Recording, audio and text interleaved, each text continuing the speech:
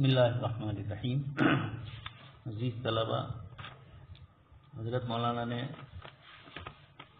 Company پر شرعی حیثیت سے ایک نظر کے سلسلے میں کمپنی کے دو مسئلے ذکر کیے تھے. شخص قانونی کی نظیر، شخص قانونی کا تصور، اور دوسرا مسئلہ بتلایا تھا لمیٹڈ یا لیبیلٹی یعنی محدود ذمہ داریوں کا. جب بھی آپ کسی کاروبار میں ہیں تو کاروبار والے کے ذمے وہ تمام چیزیں نہیں آتی ہے جو شرعی اعتبار سے اس پر لزومی ہو، بلکہ محدود ہونے کی بنیاد پر قانونی طور پر اس شخص کے لیے اتنی ہی ذمہ داری ہوتی ہے جتنی قانونی اعتبار سے اس پر لازم ہے. اس بنیاد پر کبھی کبھار محدود ذمہ داری کے تصور پر علماء عصر کے کچھ حضرات نے یہ کہا تھا کہ یہ محدود ذمہ داری کا تصور صحیح نہیں ہے، اس سے لوگوں کے حقوق ضائع ہوتے ہیں. حضرت مولانا نے اس پر گفتگو کی تھی، لیکن چونکہ یہ کتاب حضرت نے بہت پہلے لکھی ہے، اس اعتبار سے اس کے بعد حضرت کی ایک تحریر دوسری آئی ہے، شخص قانونی اور محدود ذمہ داری کا مسئلہ. آپ نے غیر سودی بینکاری پر آپ کی کتاب شائع ہوئی تو اس مقالے کو بھی اس کا حصہ بنایا. یہ جو اس وقت میرے سامنے کتاب ہے غیر سودی بینکاری، حضرت مولانا تقی صاحب کی متعلقہ فقہی مسائل کی تحقیق اور اشکالات کا جائزہ. نیٹ سے ہم نے اس کو نکالنا تھا لیکن نہیں نکل سکی. ابھی تھوڑی محنت کریں گے تو انشاءاللہ ہو جائے گا، تو بعد میں آپ کے اوپر اس کو بھی روانہ کیا جائے گا، یا آپ حضرات بھی نکال سکتے ہیں. غیر سودی بینکاری لکھیں گے تو ساری کتابیں اس سلسلے کی آئے گی. اس میں مولانا کی بھی آتی ہے لیکن ڈاؤن لوڈ نہیں ہو رہی ہے. خیر وقت کی قلت کی بنیاد پر میں یہ نہیں کر سکا، لیکن آپ کو حوالہ دے دیا کہ شخص قانونی اور محدود ذمہ داری کا مسئلہ. مولانا نے اپنی یہ کتاب جو اسلام اور جدید معیشت و تجارت لکھی، جس کو ہم پڑھ رہے ہیں، اس کے اوپر مولانا نے جب کمپنی پر شرعی حیثیت سے گفتگو کی تو شخص قانونی کے نظائر بھی پیش کیے اور محدود ذمہ داری کی شرعی حیثیت کو بھی ذکر کیا، اور لمیٹڈ کمپنی کی فقہی نظیر عبد معزون سے مولانا نے دی. یہ چیزیں تو حضرت لکھ ہی چکے تھے. اس کے بعد کچھ حضرات نے اس کی بنیاد کے اوپر پورے کمپنی کے کاروبار کے عدم جواز کا فتویٰ دیا، اور بھی دوسری کچھ چیزیں اس ضمن میں آئی تو مولانا نے یہاں پر اس کو ذکر کیا، اور اسی میں لکھ رہے ہیں کہ جب میری کتاب غیر سودی بینکاری پر شائع ہوئی تو اس مقالے کو بھی اس کا حصہ بنا دیا جو مولانا نے لکھا تھا، اور اس کا خلاصہ اسلام اور جدید معیشت و تجارت میں بھی بیان ہوا. یہ دونوں چیزیں آپ پڑھ چکے ہیں، ایک تو یہ، اور اب یہ جو دوسرا خلاصہ مولانا نے پیش کیا ہے وہ آگے آ رہا ہے اسی کتاب کے اندر. اس گفتگو پر مولانا اب یہ فرماتے ہیں، چنانچہ غیر سودی بینکاری پر بحث کرتے ہوئے سب سے پہلے اسی کو موضوع گفتگو بنایا گیا. جن حضرات نے غیر سودی بینکاری پر گفتگو کی، بات یہ ہے کہ اصل حضرت مولانا نے خود ہی اس سوال کو اٹھایا ہے شخص قانونی کا. میرا انداز یہ ہے کہ اگر حضرت خود اس اشکال کو پیش نہ کرتے جو آپ کو خطک رہا تھا، اور پھر اس کے جواب کے لیے آپ نے مزید صحیح فرمائی، شاید اگر اس کو ذکر ہی نہ کرتے تو لوگوں کی توجہ اس سوال کی طرف نہیں جاتی. جیسے مولانا نے خود آگے بحث کرتے ہوئے حضرت علامہ بنوری رحمۃ اللہ علیہ کا حوالہ دیا ہے کہ ایک صاحب کاروبار کے سلسلے کے اندر حضرت بنوری رحمۃ اللہ علیہ سے ملے. حضرت بنوری رحمۃ اللہ علیہ نے اس کی تعریف بھی فرمائی ان کے کاروبار کی، اور اسی کے اندر حضرت نے جو کچھ فرمایا اس کو بھی آگے مولانا نے نقل کیا ہے. تو محسوس یہ ہو رہا ہے کہ یہ چیز اگر نہ ہوتی تو پھر شاید یہ مسئلہ نہ بنتا. لیکن خیر دونوں چیزوں میں خیر ہے. حضرت مولانا نے پہلے اجمال سے کام لیا تھا اور اپنی ایک رائے پیش کی تھی. کتاب کے شروع میں بھی جب آپ کو میں نے مقدمہ پڑھایا اس میں بھی آپ سن چکے ہیں کہ مولانا نے یہی فرمایا تھا کہ یہ نئے مضامین ہے، کاروبار کی نئی شکلیں ہیں، اس لیے کاروبار کی وہ شکل جو ہماری کتابوں میں نہیں ہے، جو عام لوگوں کے پاس زبان میں نہیں ہے، بلکہ مخصوص کتابوں کے اندر جو اس لائن کی ہے، اور وہ ساری کی ساری انگلش میں ہے عمومی طور پر، یا کچھ عربی میں ہے، لیکن عربی میں بھی انگلش سے ہی منتقل ہو کر آیا ہے. اللہ پاک جزائے خیر حضرت مولانا کو کہ آپ نے انگلش سے سیدھا اس کو سمجھ کر تفہیم کے طور پر ہمارے سامنے پیش کیا، اور پھر اس کاروبار کے سلسلے میں حضرت نے بعد میں فتویٰ دیا. تو کچھ حضرات نے حضرت نے جو کمپنی کے سلسلے کے مسائل ذکر کیے اس کے اندر جب یہ مسئلہ اٹھایا شخص قانونی کا اور اسی کے ساتھ ساتھ محدود ذمہ داری کا، ان دونوں پر کچھ لوگوں نے اشکال کیا. حضرت مولانا نے ان دونوں کے جوابات دیے ہیں. اس کتاب کے اندر مولانا نے انہی دونوں کو جواب میں ذکر کیا ہے. اس لیے میں یہاں فرماتے ہیں شخص قانونی کی شرعی حیثیت، یہ عنوان لگا رہے ہیں. آگے اس کے بعد فرماتے ہیں شخص قانونی پر ٹھیک ٹھیک غور کرنے کے لیے دو باتوں پر الگ الگ غور کرنا چاہیے جنہیں مختلف ناقدین کی تحریروں میں خلط ملط کر دیا ہے. حضرت یہ کتاب کافی مدت کے بعد لکھی ہے. جتنے لوگوں نے جو کچھ اشکالات اور اعتراضات کیے، کچھ تو وہ تھے جو اشکالات کے جواب دینا مناسب نہیں تھا، صرف جھگڑے ہی تھے آپس میں، تو حضرت نے اس کو نہیں چھیڑا. لیکن کچھ علمی دلیلیں بھی کچھ حضرات نے پیش کی، اگرچہ انداز وہاں بھی تھوڑا کچھ سخت تھا لوگوں کا، لیکن حضرت مولانا کی طبیعت ہے کہ اس طرح کی چیزوں کو آپ برداشت کر لیتے ہیں. اور ایک مفتی کے پاس اس طرح کے احوال آئیں گے جب جدید چیز کو وہ پیش کرے گا، اور جدید مسائل میں کچھ حضرات وہ ہوں گے جن کو نفس صورت مسئلہ سے واقفیت نہیں ہوگی، براہ راست جن کا انگلش کا مطالعہ نہیں ہوگا، کمپنیوں نے کیا اصول اور کیا ضابطے مقرر کیے ہیں، ان کی حیثیت کیا ہے، ان کی شرعی حیثیت تو بعد میں متعین ہوگی، نفس ان کی اپنے یہاں جو حیثیت ہے وہ انگلش کتابوں کے حوالے سے مولانا نے ہمیں نقل کی، اور اس کی روشنی کے اندر یہ دو مسئلے خود کھٹک رہے تھے مولانا کو، شخص قانونی بھی اور اسی طریقے سے محدود ذمہ داری، ایک دوسرے سے متعلق ہے دونوں، اس لیے کہ پہلے شخص قانونی پر ہی کچھ حضرات نے اعتراض کیا اس بنیاد کے اوپر، پھر اس کے بعد جب یہی جائز نہیں ہوا تو پھر محدود ذمہ داری تو ضمناً آئی، اصل معاملہ ہی صحیح نہیں. دوسری بات یہ ہوئی کہ حضرت مولانا نے یہاں جو چیزیں گفتگو میں ذکر کی ہے، خاص کر کے جو کتاب ہم پڑھ رہے ہیں اس میں محدود ذمہ داری، یہ کمپنی پر بحث کرتے ہوئے حضرت مولانا نے ذکر کیا ہے. لیکن آج کل جو کمپنی کا لفظ ہے، اس سے جتنے بھی کاروبار ہوتے ہیں ہر ایک میں کمپنی کے ساتھ کوئی نہ کوئی چیز متعلق ہوتی ہے، اس لیے محض غیر سودی بینکاری کے ضمن میں اس کو ذکر کیا ہے مولانا نے، یہ سمجھنا، یا صرف شیئرز کمپنی کے سلسلے میں ذکر کیا یہ سمجھنا، یہ دونوں باتیں صحیح نہیں ہے. حضرت مولانا نے مختلف موضوعات میں اس بحث کو ذکر کیا، اور عصر حاضر کا جو کاروبار ہو رہا ہے عمومی طور پر اس کے اندر چونکہ اسی طرح کا مسئلہ ہوتا ہے، اس لیے لوگوں نے اب سب سے قانونی سے مراد شیئرز کمپنی مراد لی یا غیر سودی معاملے مراد لیے، یہی نہیں رہے. عصر حاضر میں جتنے کاروبار ہو رہے ہیں سب کے سب کمپنیوں کے واسطے سے ہو رہے ہیں، اس لیے اب اس کا دائرہ بہت وسیع ہو گیا. اس بنیاد پر حضرت مولانا اصطلاح میں بھی تھوڑا فرق کر رہے ہیں، فرما رہے ہیں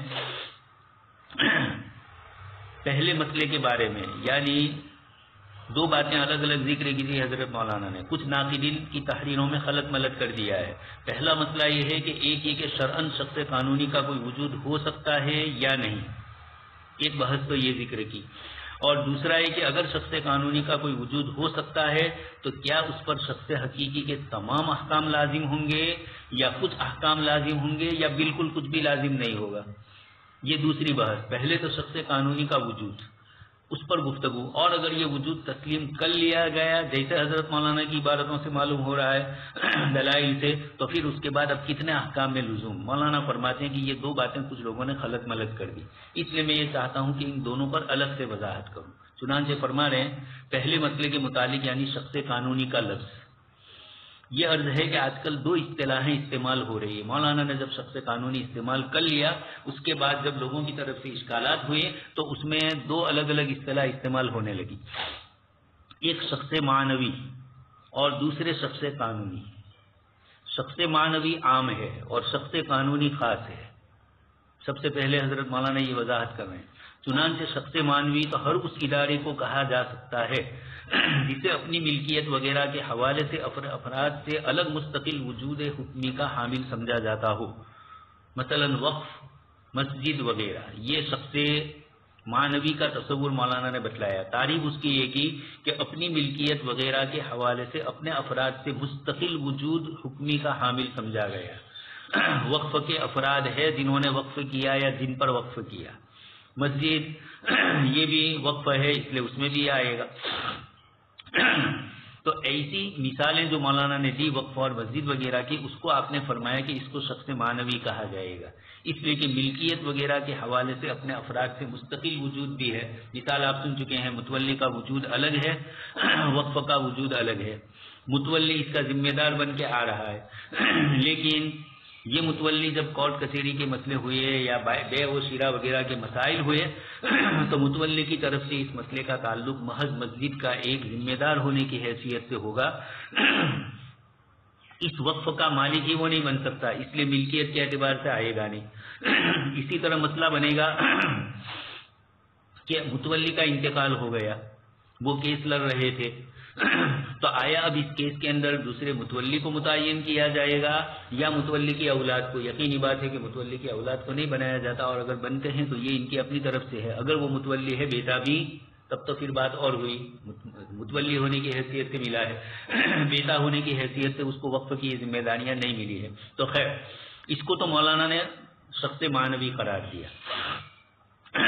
اور شخص قانونی اس کی تعریف فرمانے اس شخص معنوی کو کہتے ہیں جسے قانون نے بھی ایک مستقل وجود کا حامل قرار دیا ہو، جیسے کمپنی۔ تو وقف کو تو شخص معنوی کہا،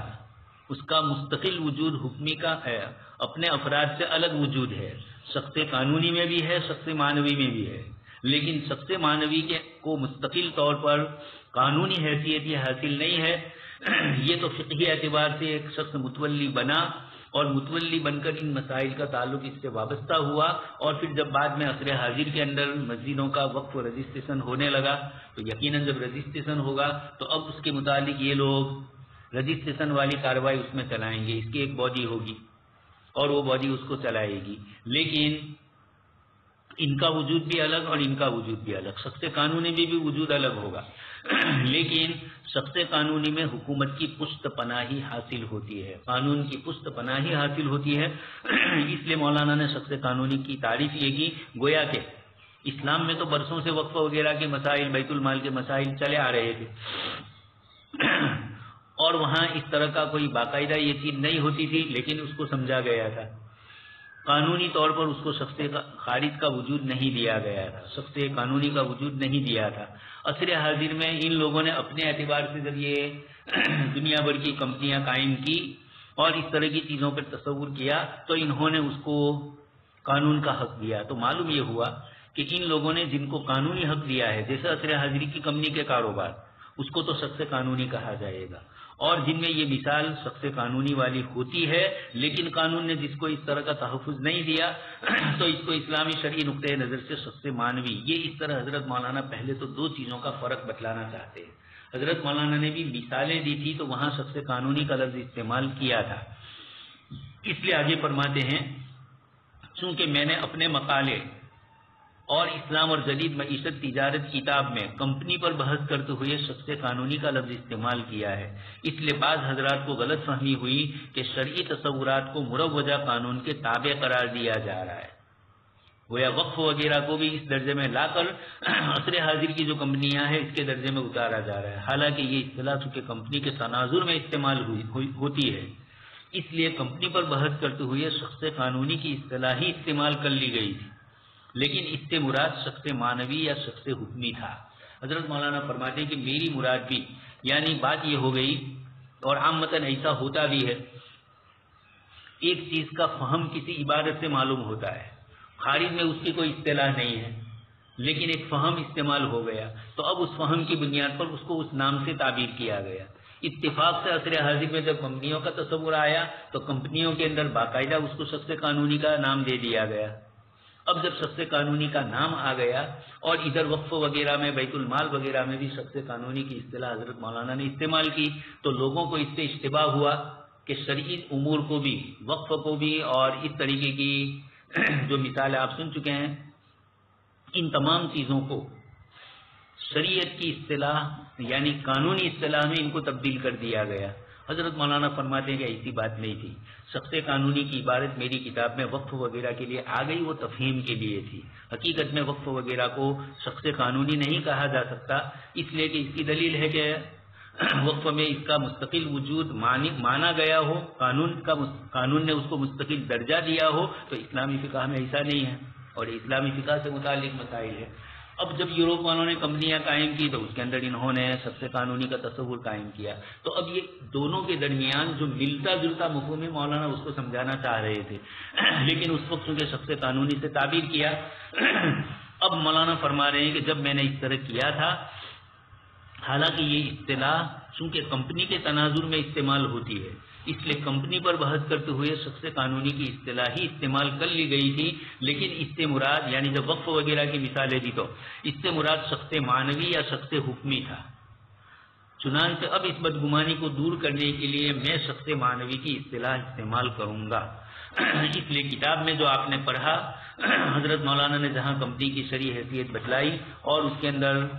شخص قانونی کے نظائر پیش کرتے ہوئے وہاں بھی حضرت نے یہ فرمایا کہ یہ بھی شخص معنوی ہے، یہ بھی شخص قانونی ہے۔ تو اب یہ بیت المال والی مثال ترکہ جو دین کے اندر مستغرق ہو چکا ہو، خلطۃ الشیوع جو ہمارے یہاں نہیں ہے، ثوافے وغیرہ حضرات کے یہاں ہیں، خیر تو ان مثالوں کے اندر مولانا نے اس کو شخص قانونی کا انداز اختیار کیا۔ تو کسی کو اشتباہ ہو گیا کہ دیکھیے اسلامی اصطلاح کو تابع کر رہے ہیں شخص قانونی کے، اس کا جواب دیا کہ یہ سمجھانے کے لیے تھا، لیکن پھر بھی اگر کسی کو اشتباہ ہے تو اب میں اصطلاح بدل رہا ہوں۔ اس لیے مولانا اس دوسری کتاب میں بعد والی جو غیر سودی بینکاری ہے، اس کتاب میں حضرت مولانا فرماتے ہیں کہ میں نے اپنی کتاب اسلام اور جدید معیشت و تجارت میں یہ جو چار مثالیں یہ میں سمجھانے کے لیے آپ کو کہہ رہا ہوں، یہ جو مثالیں دی اور تمام کے اندر میں نے شخص قانونی کا لفظ ذکر کیا، تو آپ اس کو یہ سمجھ لیجیے کہ یہ چار تو اسلامی اصطلاحات ہیں، اس لیے ان کو شخص معنوی سمجھا جائے۔ ان کی پشت کے اوپر قانون نے ان کو شخص قانونی نہیں قرار دیا ہے، اور یہ اسلامی تصور میں اس وقت نہیں تھا۔ یہ لوگوں نے اپنے اعتبار سے جو کاروبار شروع کیا، اس کے اندر انہوں نے اس طریقے سے اصطلاح وضع کی شخص قانونی کی، مثال دیتے ہوئے ان چار کو شخص قانونی کہا گیا۔ تو اب فرق اتنا ہوگا کہ ان چار کو شخص قانونی نہ سمجھا جائے، یہ تو مشبہ بھی ہی ہے، جو مشبہ ہے اس میں شخص قانونی ہوتا ہے، اس لیے کہ جس کو تشبیہ دی جا رہی ہے اس کے اندر حکومتوں کا اور کمپنیوں کا، انٹرنیشنل جو تجارتی کمپنیاں چلتی ہے، ان سب کا جو ایک مشترکہ پلیٹ فارم ہے کاروبار کا، اس کے اندر اس کو شخص قانونی کی حیثیت ملی ہے۔ اسلامی نقطۂ نظر سے ان چاروں میں شخص قانونی نہیں ہے، شخص معنوی ہے، لیکن مسئلے میں کوئی فرق نہیں پڑے گا۔ چنانچہ اب اس بدگمانی کو دور کرنے کے لیے میں شخص معنوی کی اصطلاح استعمال کروں گا۔ ایک تو یہ گفتگو کی، بعض حضرات نے شخص معنوی کا کسی بھی اعتبار سے وجود کا انکار بھی کیا ہے، حالانکہ جہاں تک شخص معنوی کے نفس وجود کے معتبر ہونے کا تعلق ہے، اس کا انکار بداہت کا انکار ہے۔ مولانا یہ فرما رہے ہیں کہ کچھ حضرات نے کہا کہ چاہے تم اس کو شخص معنوی کہو یا شخص قانونی کہو، اصل تو شخص معنوی ہے اسلامی اصطلاحات، تو اس کا وجود اسلام میں ہے ہی نہیں، یہ اشکال کیا۔ اس پر مولانا نے فرمایا کہ اگر آپ حضرات اس کا انکار کرتے ہیں تو اس کی گہرائی میں آپ جائیے کہ آپ کس کا انکار کر رہے ہیں۔ اس کی ایک مثال مولانا فرمائے، سوچنے کی بات یہ ہے کہ کسی دینی مدرسے کی طرف سے اگر کوئی مقدمہ عدالت میں دائر ہوتا ہے تو اصل فریق شخص حقیقی ہوتا ہے یا ادارہ یعنی شخص معنوی۔ یقینی بات ہے کہ اصل فریق تو شخص حقیقی کو ہونا چاہیے۔ اب یہاں شخص حقیقی کون ہے؟ کس کو شخص حقیقی قرار دیا جائے؟ ایک تو شریعت کا وقف ہے، اس کا خارج میں کوئی وجود نہیں ہے۔ اسی طریقے سے اگر محتمیم کو قرار دیا جائے تو حقیقت میں یہ اس کا مالک نہیں ہے، اگر مالک ہو تو شرعی اعتبار سے یہ مالک نہیں ہے، سب جانتے ہیں۔ محتمیم تو وقف کی چیزوں کا ذمہ دار ہے، یا متولیوں کا ٹرسٹ بورڈ ہے، مجلس شورا ہے، تو یہ مجموعہ بھی اور ان علی سبیل البدلیت ہر فرد، یہ تمام کے تمام بھی اس کے شخص حقیقی نہیں ہے، اس لیے کہ عدالت میں تو مدعی اور مدعا علیہ ہوتے ہیں۔ یہاں مدعی اگر ایک آدمی نے وقف کی زمین لے لی ہے اور وقف کے ذمہ دار متولیان ٹرسٹیان وہ اس وقف کی پراپرٹی کے سلسلے میں کورٹ میں کیس کرتے ہیں تو یہ بولتے ہیں کہ اس وقف کے لیے ہم آئے ہیں۔ مثلا متولی صاحب، محتمیم صاحب یا جو ذمہ دار بنائے گئے وہ اگر کہیں کورٹ میں گئے، کسی نے دیکھا دوست برادر ہے تو پوچھ بھی لیتے ہیں مولانا آپ کو یہاں آنا پڑا، تو کہیں گے کہ جانے دو نہیں، یہ وقف کے مسئلے ہیں، یہ نہیں کہے گا کہ میرا ذاتی پراپرٹی کا مسئلہ ہے، اس لیے کہ ہے ہی نہیں۔ یہ یقینی بات ہے اس بات کی کہ یہ حقیقی شخص چاہے آپ مانتے نہیں ہیں اور حقیقی شخص کا وجود نہیں ہے تو یہاں شخص معنوی کا وجود ماننا پڑے گا، تبھی مسجدوں کے یہ سارے کیس، متولیوں کے یہ سارے کیس اور جتنی بھی اس قسم کی چیزیں ان تمام کے اندر شرعی اعتبار سے یہی ہوتا ہے۔ ظاہر ہے کہ دوسری صورت ہوتی ہے، یعنی محتمیم نہیں ہوتا ہے، یعنی محتمیم کے بعد اس کی وراثت مقدمی کی بچوں میں نہیں چلے گی کہ ہمارے والد لڑ رہے تھے یہ کیس اس لیے ہم لڑے، بلکہ مسجد والے متولیوں کا ٹرسٹ ہوگا، یا تو نیا محتمیم، نیا کوئی ٹرسٹی اضافہ کیا، یا خود ٹرسٹیوں میں سے کسی کو ذمہ داری دی جو پہلے سے تھے، تو یہ شخص معنوی ہوا، جیسے محتمیم یا متولی شخص معنوی تھے پہلے، اب جب ان کے انتقال کے بعد یہ مسئلہ آیا تو وہ بھی تو شخص معنوی ہی ہے. اس سے صاف واضح ہے کہ اصل فریق ادارہ تھا، لیکن محتمیم اس کی نیابت میں فریق بنتا ہے. اگر مدرسے کے لیے کوئی خریدی کی جاتی ہے تو یہ کسی شخص حقیقی کی ملکیت ہوتی ہے یا ادارے کی ملکیت؟ رات دن دیکھ رہے ہیں مدرسوں کے لیے جتنی چیزوں کی ضرورت ہے، تعمیرات کے لیے ضرورت ہے، کھانے پینے کی چیزوں کے لیے ضروریات ہے، تعلیمی سلسلے کے اندر کتابیں وغیرہ کا مسئلہ ہے، لینے تو کوئی بھی جائے گا، کسی کے نام پر بھی بل آ جائے گا، لیکن نام پر بھی نہیں ہوگا، یہ تو پہچان کے لیے ہوگا. ہمارے نام سے کتابیں آتی ہے کبھی تو نیچے دارالعلوم ماتلی والا، یا کبھی ہم خود کہتے ہیں کہ جب آپ کو چیک وصول کرنا ہے تو ادارے کی طرف سے چیک اس نام سے ملتا ہے تو آپ بل کے اندر بھی یہی نام لکھیے تاکہ اسی کے نام کی خریداری. تو چاہے خریداری کے لیے افراد ہوتے ہیں، بیچنے والا متعین ہے لیکن خریدنے والے ایک ادارہ ہے. اس طرح تمام چیزوں میں ہوگا. ادارے کے لیے جتنی بھی جن ضروریات کو بھی خریدا جائے گا اس میں یہی ہوگا. ملکیت نہیں چلے گی. ملکیت ہوتی تو پھر محتمین کے بعد اس کی اولاد آتی، متولی کے بعد اس کی اولاد آتی، لیکن یہ نہیں ہوتا ہے. ہاں اگر وہ بھی ٹرسٹ میں ہے اور وہ آ گیا تو ٹرسٹی کے طور پر آیا ہے، شورا کے طور پر آیا ہے، شخص معنوی ہی اس کو بھی سمجھا جائے گا. اگر شخص حقیقی کی ملکیت ہوتی ہے تو مدرسے کی رقم سے خود کیسے مالک بن گیا؟ اور لوگ ادارے کو جو عمومی چندہ دیتے ہیں وہ کسی شخص حقیقی کو دیتے ہیں یا ادارے کو شخص معنوی کی حیثیت سے؟ یہ بھی مسئلہ برابر ہے. مولانا نے فرمایا لوگ چندہ دیتے ہیں، رقم دیتے ہیں تو یہ بھی شخص معنوی سمجھ کر. اور اسی لیے تو کبھی کبھار کسی محتمیم سے یا کسی مجلس شورا کے آدمی سے کوئی گڑبڑ کسی کو ہو بھی گئی، ذاتی لڑائی، تو جو شریف آدمی ہوتے ہیں وہ پھر بھی چندہ دیتے ہیں. وہ کہتے ہیں کہ ہماری اس سے لڑائی ہے، اس مدرسے میں پڑھنے والے بچوں سے، اساتذہ سے، اس کی جو پوری باڈی چل رہی ہے دین کی تعلیم کی، اس سے ہم خوش ہیں. جو نیک اور شریف لوگ ہوتے ہیں کبھی کبھار ہوتا ہے شخصی طور پر دوسرے ادارے میں دے دیں گے. خیر دوسرے ادارے میں بھی دیا تو وہاں بھی یہی مسئلہ آیا کہ شخص معنوی ہی کے طور پر دیا ہے. ان تمام باتوں کے ہوتے ہوئے یہ کہنا کیسے ممکن ہے کہ اسلامی شریعت میں شخص معنوی کا کوئی وجود ہی تسلیم نہیں ہے؟ جن علماء نے، جن مفتی حضرات نے یہ کہا، حضرت مولانا فرماتے ہیں کہ آپ نے میرے اوپر نقد کرتے ہوئے شخص قانونی کی اصطلاح پر اشکال کیا تو اس کا تو میں نے جواب دے دیا کہ اصطلاح سے کوئی فرق نہیں پڑتا ہے، آپ اس کو شخص معنوی ہی کہو شرعی اعتبار سے. لیکن شخص معنوی کا انکار جو علماء کر رہے ہیں ان کو یہ پوچھا جا رہا ہے کہ اسلام میں اس قسم کے کئی مسائل ہیں. بیت المال کا پورا نظام اسلامی نظام میں ہوگا، مدرسوں کے چندوں کا نظام پورا ہوگا، وقف کی جتنی بھی پراپرٹیاں ہیں ان سب میں بھی یہی ہوگا. وقف کے ذاتی تو کوئی وجود ہے نہیں. ان تمام میں شخص معنوی کا اگر تصور نہیں کریں گے آپ اور یہ کیس نہیں لڑا جائے گا اور یہ خرید و فروخت کا معاملہ نہیں ہوگا تو یہ سارے ادارے معطل ہو کر رہ جائیں گے. اب آپ کہو گے نہیں محتمیم ہی سب سے حقیقی ہے تو یہ تو صحیح نہیں ہے، اس کی اپنی ذاتی پراپرٹی کے لیے تو ہے، لیکن مدرسے کی جو ملکیتیں ہیں، وقف کی جو جائیداد ہیں، ان کے لیے متولیان محتمیمان یہ حضرات اس طرح کے ذمہ دار نہیں بنتے. یقینی بات ہے کہ ان پر اطلاق اس کا ہوگا ہی. البتہ اصل مسئلہ یہ ہے. اب دوسری گفتگو حضرت فرما رہے ہیں کہ شخص معنوی پر تمام ان احکام کا اطلاق ہوگا جو شخص حقیقی پر عائد ہوتے ہیں، یا ان میں سے کچھ احکام عائد ہوں گے اور کچھ نہیں. دوسری جو شیخ مولانا نے چھیڑی تھی اس پر ذکر کرتے ہیں. اچھا، بعض ناقدین کے ارشادات سے معلوم ہوتا ہے کہ ان کے نزدیک شخص معنوی پر شخص حقیقی کا کوئی حکم جاری نہیں ہو سکتا. شخص معنوی کا وجود مانا لیکن شخص حقیقی کا کوئی حکم اس پر جاری نہیں ہوتا ہے. تو نہیں ہوتا ہے تو پھر آپ جس کو بیچتے ہیں اور وہ مسجد مدرسے کی طرف سے چیز خریدتا ہے، بیچتا ہے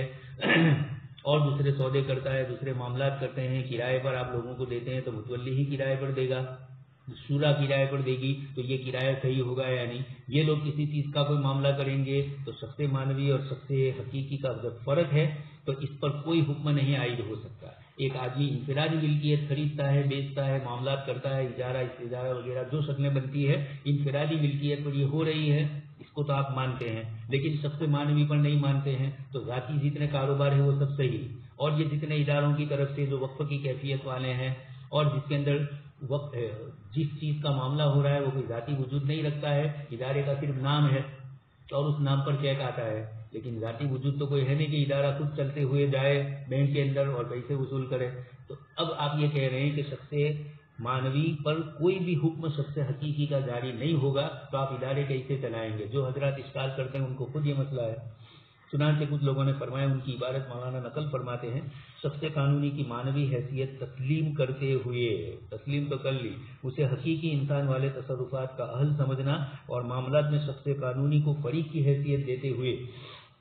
جو معاملات کیے جائیں گے وہ عقیدین کی شرطیں پوری نہ ہونے کی وجہ سے ناجائز اور خلاف شرع ہوں گے۔ کچھ علماء نے شخص معنوی کا وجود تو من وجہ مانا، لیکن پھر اس کو بے و شراء وغیرہ ان چیزوں کے اندر اور اسی طرح جتنی کمپنیاں ہیں عصر حاضر میں، چونکہ اصل حکم تو شخص معنوی پر ہے، شخص معنوی پر جو حکم آئے گا وہ تو شرعی چیزیں ہیں، پھر بھی آپ رد کر رہے ہو، تو پھر لین دین کی جو چیزیں ہیں کمپنی کے کاروبار کے اندر، آپ کسی کمپنی کے وکیل بنے، کسی کمپنی سے آپ نے معاملہ کیا، کسی کمپنی نے آپ سے معاملہ کیا، پیسوں کا لین دین ہے، اجارہ استاجارے کا معاملہ ہے، آپ کی پراپرٹی ہے، آپ نے کمپنی کو کرائے پر دی، اس قسم کے جتنے بھی مسائل آئیں گے، یا کمپنی کی کوئی پراپرٹی ہے آپ نے اس کو کرائے پر لی، یہ اس طرح کے جتنے مسائل آئیں گے، کمپنی تو مان لیا تھوڑی دیر کے لیے کہ تو عصر حاضر کی پیداوار ہے، لیکن یہ مسئلہ تو شخص معنوی پر، یعنی وقف وغیرہ، مسجدوں کے مسائل، وقف کی شکل کے جتنے بھی مسائل ہیں، جہاں بھی ذاتی وجود کسی فرد کا نہیں ہوتا ہے، افراد کا مجموعہ مل کر اس نظام کو چلاتا ہے، ان تمام میں جو شرعی امور ہے ان میں بھی آئے گا۔ اس لیے شخص کیونکہ عقیدین کے شرائط میں واضح طور پر لکھا ہوا ہے کہ وہ دونوں آزاد ہو، غلام نہ ہو، ذوی العقول ہو، غیر ذوی العقول نہ ہو، گویا جیسے کہ ایک بچے کی بے سے معتبر نہیں سمجھ رہے ہیں، ایک سفیہ کی بے معتبر نہیں سمجھ رہے ہیں، اس طریقے سے یہاں شخص قانونی جو آپ لے آئے جس کو شخص معنوی سے تعبیر کیا ہے یہاں شرعی مسائل میں، تو یہ شخص معنوی بھی خارج میں کوئی تصور نہیں ہے، اس لیے یہ نہ ذوی العقول ہے نہ آزاد ہے، کچھ بھی نہیں ہے۔ اس تفصیل سے معلوم ہوا کہ جن معاملات میں شخص قانونی عقد کا فریق ہوتا ہے وہ عقد فاسد اور بے بنیاد ہوگا، کیونکہ عقد کے فریقین میں سے ایک فریق عاقد اور شخص کہلانے کا حقدار نہیں ہے، تو اب وقف کی یہ تمام چیزیں، مدارس وغیرہ کے معاملات کے مسائل، خرید و فروخت کے، اجارے کے مسائل، یہ تمام کے تمام رد ہو جائیں گے، بیت المال کا پورا نظام رد ہو جائے گا۔ حالانکہ ایسا نہیں ہے، چل رہا تھا بزرگوں کے زمانے سے، حضرت عمر بن خطاب رضی اللہ عنہ کے زمانے سے، بلکہ حضرت ابوبکر صدیق سے شروع ہوا بیت المال کا معاملہ، آپ صلی اللہ علیہ وسلم کے زمانے میں بھی تھا۔ اگر اس بات کو اسی اطلاق اور عموم کے ساتھ حضرت مولانا فرما رہا ہے کہ ان کی یہ بات اسی مروجہ اسلامی بینکاری صفحہ 155 156 حضرت مولانا کے ان مسائل کے رد کے سلسلے میں جو کتاب لکھی گئی یا حضرت مولانا کی کچھ مسائل پر اشکالات ہیں، یہ کتاب ہے مروجہ اسلامی بینکاری، اس میں انہوں نے مصنف نے شخص معنوی کو شخص حقیقی کا درجہ دینے سے انکار کر دیا اور یہ کہا کہ شخص معنوی کے جتنے کاروبار ہوتے ہیں وہ کوئی قابل اعتبار نہیں، اس لیے کہ دو کاروبار کرنے والوں میں ایک تو عاقل بالغ انسان ہے اور ایک انسان نہیں ہے۔ اگر اس بات کو اسی اطلاق اور عموم کے ساتھ تسلیم کر لیا جائے، حضرت مولانا فرما رہے ہیں جس کے ساتھ وہ کہی گئی اوپر جو میں نے آپ کو سنائی، تو اس کا مطلب یہ ہوا کہ کسی بھی کمپنی کی مصنوعات کمپنی سے خریدنے کے جتنے معاملات ہوتے ہیں وہ سب ناجائز، فاسد اور بے بنیاد ہے۔ خیر مولانا تو اپنی شرافت کی بنیاد کے اوپر کمپنی کے کاروبار کو کہہ رہے ہیں، لیکن میں یہ پوچھوں گا کہ اس معاملے کے اندر اگر آپ شخص معنوی کا وجود تسلیم نہیں کر رہے ہیں یا تسلیم کرنے کے بعد اس کو پاور نہیں دے رہے ہیں تو ہمارے بیت المال اور وقف کے مسجد مدرسوں کے یہ سارے مسائل کس طرح چلتے ہیں، اس کا آپ کیا جواب دیں گے؟ اور مدرسے کی طرف سے خریدنے کے لیے فرد جاتا ہے، لیکن وہ فرد جاتا ہے وہ اپنے لیے نہیں خرید رہا ہے، وہ نمائندگی کر رہا ہے شخص معنوی کی، اس لیے چاہے بازار جانے والا شخص حقیقی ہے لیکن یہ اپنے لیے نہیں کر رہا ہے، اس لیے وقف کے معاملات میں بیت المال کے اسلامی نظام تھا، بیت المال کا پورا اسلام کا نظام مالیت، بیت المال کا ایک بڑا حصہ اس کے اندر شریک ہے، تو ان تمام میں کیا ہوگا؟ تمام چیزوں میں یہ آئے گا۔ اگر کہا جائے کہ عقد کا فریق کمپنی نہیں ہے بلکہ اس کا وہ نمائندہ ہے جس نے وہ مصنوعات بیچی، مولانا تو کمپنی پر گفتگو کرتے ہوئے فرما رہے ہیں، لیکن یہ اشکال جیسے میں نے کیا کہ شخص معنوی پر بھی آئے گا، تو سوال یہ تو شخص قانونی پر تو بدرجہ اولا آئے گا۔ سوال یہ ہے کہ اگر بے میں کوئی تنازع پیدا ہوا، مثلا کمپنی کی مصنوعات میں کوئی صنعتی نقص ہو اور خیار عیب کے تحت اسے واپس کرنا ہو تو مقدمہ اس نمائندے پر ہوگا یا کمپنی پر بحیثیت شخص قانونی؟ آپ کا کمپنی کے ساتھ کوئی معاملہ ہوا، آپ نے کمپنی کے ساتھ کوئی چیز خرید و فروخت کی اور وہ کمپنی کا ذاتی وجود رکھتی نہیں ہے، افراد ہی کے عمل کے ذریعے اس کو شخص قانونی مانا گیا ہے۔ تو اب جب آپ کسی کمپنی سے کوئی سودا کریں گے، کوئی معاملہ کریں گے اور رات دن کرتے ہی ہے، ہم نہیں کرتے تو ہم نے جس سے مال خریدا وہ کسی کمپنی ہی سے رابطہ کرے گا، اس لیے کوئی یہ نہیں چھوٹ جائے گا کہ ہمارے معاملات کمپنی سے ہوتے ہی نہیں ہیں. جیسے حضرت مولانا رشید احمد لدھیانوی رحمۃ اللہ علیہ نے فلوں کی خرید و فروخت کے مسئلے کے اندر ذکر کیا کہ اکابر کی خانقاہ میں حضرت نے یہی جملہ لکھا ہے کہ مجالس کے اندر، خانقاہوں میں، مدارس کے اندر پھل فروٹ آتے ہیں اور بزرگوں کو کھلایا جاتا ہے، لیکن ذرا اس کی بے پر غور کریں آپ کہ یہ معاملہ کہاں سے آیا ہے. جن دو آدمیوں نے یہ خرید و فروخت کا معاملہ کیا ہے، باغ والے نے اور باہر والے نے، تو باغ والے کے ساتھ اس کا کیا معاملہ ہوا ہے، اجارے میں کس طریقے کی شرطیں تھیں اور کون کون سی چیزیں ہیں. آپ جب دیکھیں گے حضرت مولانا لدھیانوی رحمۃ اللہ علیہ باوجود مسائل میں آپ کو متشدد قرار دیا گیا، لیکن معاملات کے مسائل میں آپ بھی حضرت تھانوی رحمۃ اللہ علیہ کی طرح کئی مسائل ایسے ہیں کہ حضرت مولانا نے حسن الفتاوی میں اس میں نرمی فرمائی. اس معاملے میں بھی، اس بے کے مسئلے میں بھی یہی فرمایا کہ آپ ناجائز کہتے رہو اپنے بیانات کے اندر، اپنے درس کے اندر، اپنے فتووں میں، اور عملی شکل میں استعمال ہوتا ہی رہتا ہے. بے معاومہ ہی ہوتا ہے، اور بے معاومہ میں کتنی جہالت ہوتی ہے وہ تو آپ جب کسی کاروبار کرنے والے سے پوچھیں کہ بھائی آپ یہ سیب کہاں سے لائے، تو کہا میں بڑے تاجر سے لایا. اس نے کس سے لیا؟ تو آخر جا کر کسی باری والے ہی سے مسئلہ ہوگا، چاہے کشمیر ہو چاہے دوسرے صوبے ہو، وہیں سے خریدا گیا یہ سیب. تو اب اس سیب میں جہاں سے خریدا گیا وہاں معاملے کیا ہو رہے تھے دیکھا جائے تو امام ابو حنیفہ رحمۃ اللہ علیہ نے اسی لیے بیع فاسد ان دونوں کے حق میں قرار دیا، اور بیع جدید فی حق الثالث فرمایا. اللہ پاک جزائے خیر دے. ہمارے کھانے پینے کی چیزوں کو امام ابو حنیفہ رحمۃ اللہ علیہ نے اس نسبت سے جائز قرار دیا. لیکن جو حضرات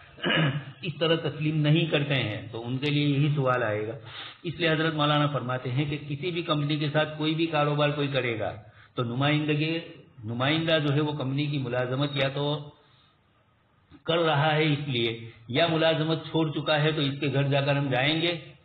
کسی کو بھی کمپنی نے علیحدہ کر دیا یا وہ خود علیحدہ ہو گیا اور اب آپ نے اس سے معاملہ کیا ہے، آپ اس کے پاس جا کر کہیں گے کہ بھائی دیکھو میں نے آپ سے فلانی کمپنی کے شیئر خریدے یا فلانی کمپنی کا فلانا مال آپ سے خریدا اور اب یہ مسئلہ ہوا. وہ کہے گا کہ بھائی میں کمپنی کا ایک ملازم تھا تو آپ اب میرے پاس نہیں آئیے، کمپنی میں جائیے، چونکہ آپ کا معاملہ کمپنی کے ساتھ ہے، میں تو اس کا ایک ملازم تھا، اس نسبت سے میں وہاں کام کرتا تھا، اب میرے ساتھ اس مسئلے کا کوئی تعلق نہیں. معلوم یہ ہوا کہ اس کے ساتھ نہیں ہے تو کس کے ساتھ ہے؟ وہی شخص معنوی کے ساتھ ہے. تو شخص حقیقی کا وجود ہے لیکن وہ شخص حقیقی کمپنی کی نمائندگی کر کے آیا ہے. اس کی دلیل ہے کہ جب وہ کمپنی سے علیحدہ ہو جائے گا تو وہ نمائندگی سے بیکار. اور اگر اس نے کی بھی کسی معاملے میں تو کمپنی اس پر کیس کر سکتی ہے کہ بھائی آپ ہماری کمپنی سے ملازمت سے سبکدوش ہو چکے ہیں، اب آپ کیوں کمپنی کے اس معاملے میں دخل دیتے ہیں، آپ کو اس سے کوئی لینا دینا نہیں. یہ دلیل ہے اس بات کی کہ آپ کیس بھی نہیں کر سکتے، آپ اس معاملے کو چلا بھی نہیں سکتے آگے. جب وہ فریق بننے کی صلاحیت، بلکہ وہ شخص قانونی ہے، جب وہ فریق بننے کی صلاحیت نہیں رکھتا اور مذکورہ بالا اصول کے مطابق وہ عقد ہی صحیح نہیں ہوا تو خریدنے والے کو اس کی ملکیت ہی حاصل نہیں ہوگی. حضرت مولانا فرماتے ہیں کہ جن حضرات نے شخص معنوی کا شخص قانونی شخص حقیقی سے الگ کر کے یہ کہا کہ جب بے کرتے ہو تو معاملے کے اندر ایک شخص تو عقد فاسد ہے، اس لیے کہ ایک فریق تو عاقد ہی نہیں ہے.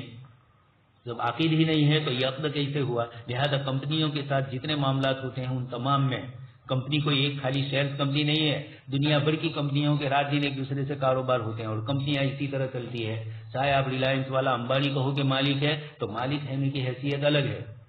لیکن ڈائریکٹر ہونے کی حیثیت الگ سمجھی جاتی ہے. چاہے وہ تصرف مالکانہ کر رہا ہو لیکن جب کمپنی کے دوسرے افراد ہیں ان کا ان کے ساتھ ہوگا. جیسا آپ کو کہہ چکا ہوں رتن ٹاٹا کے ساتھ مستری کا مسئلہ ہوا، اس کو باہر سے ایگزیکٹو بنایا گیا باہر سے لا کر، اور اچانک دھماکہ ہو گیا کمپنی میں. 5-6 سال پہلے بہت شور ہنگامہ ہوا کہ آخر کیسے رتن ٹاٹا اپنی اتنی بڑی کمپنی جس کی کتنی کمپنیاں ہیں ان تمام کمپنیوں کا ڈائریکٹر کس کو بنا رہے ہیں؟ تو خارج سے مستری صاحب کو لایا گیا، لیکن پھر ان میں بھی انبن ہو گئی تو اب اس کو الگ کر دیا گیا. خیر بتلانا یہ ہے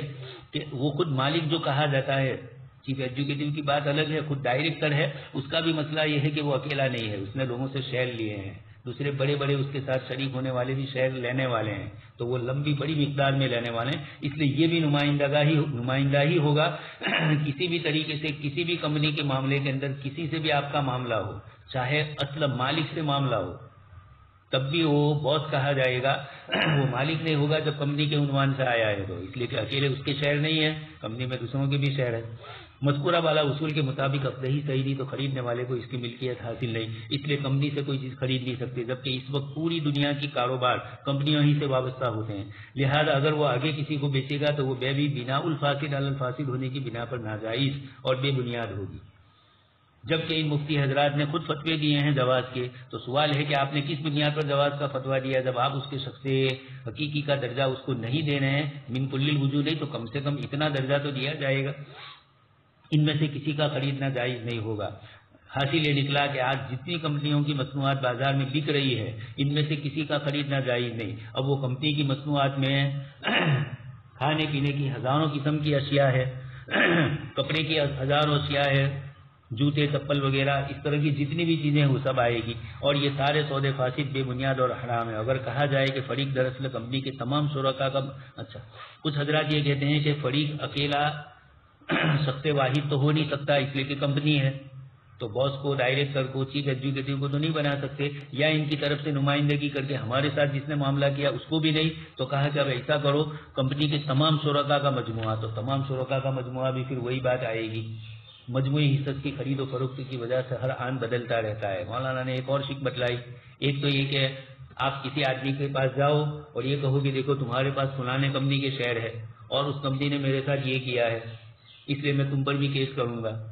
وہ کہے گا کہ میرا کیا لینا دینا کمپنی میں نے تو صرف شیئر خریدے ہیں، تمہارا جو کچھ جھگڑا ہے وہ کمپنی سے۔ اچھا دوسری بات، حضرت مولانا فرماتے ہیں کہ حصص کی خرید و فروخت کبھی صبح میں کچھ اس کے خریدار کچھ اور تھے، دوپہر تک میں کسی نے بیچ دیا، اب دوسرے خریدار آئے، تو یہ تو پانی کی طرح ہے، مائع راکد کی طرح نہیں، مائع سیال کی طرح ہے، بہتے رہتے ہیں، نئے نئے آتے ہیں، سیل بدلتے رہتے ہیں اس کے، اور نئے نئے افراد آتے رہتے ہیں، شیئر بھی بدلتے ہیں، سیل بھی بدلتے ہیں۔ جیسے انسانی جسم ہے، سائنسدانوں کا کہنا ہے کہ 10 سال کے اندر جسم کا ہر خلیہ اور ہر نیوکلیس اور ہر اسٹیم سیل بدل جاتا ہے، بنیادی چیز باقی رہتی ہے اور اس میں تبدیلیاں ہوتی رہتی ہے۔ تو اس سے یہ تھوڑا کہا جائے گا کہ 10 سال کے بعد آپ کسی انسان کو ملو تو اس کو کہو کہ تم 10 سال پہلے فلانے تھے اور اب وہ نہیں رہے۔ بیوی اپنے شوہر سے کہے، شوہر اپنی بیوی سے کہے، بچے اپنے ماں باپ سے کہے، استاد شاگرد کے سارے مسائل کتنے پیچیدہ ہو جائیں گے۔ اس لیے کمپنی میں بھی ایسا ہوتا ہے کہ خرید و فروخت کی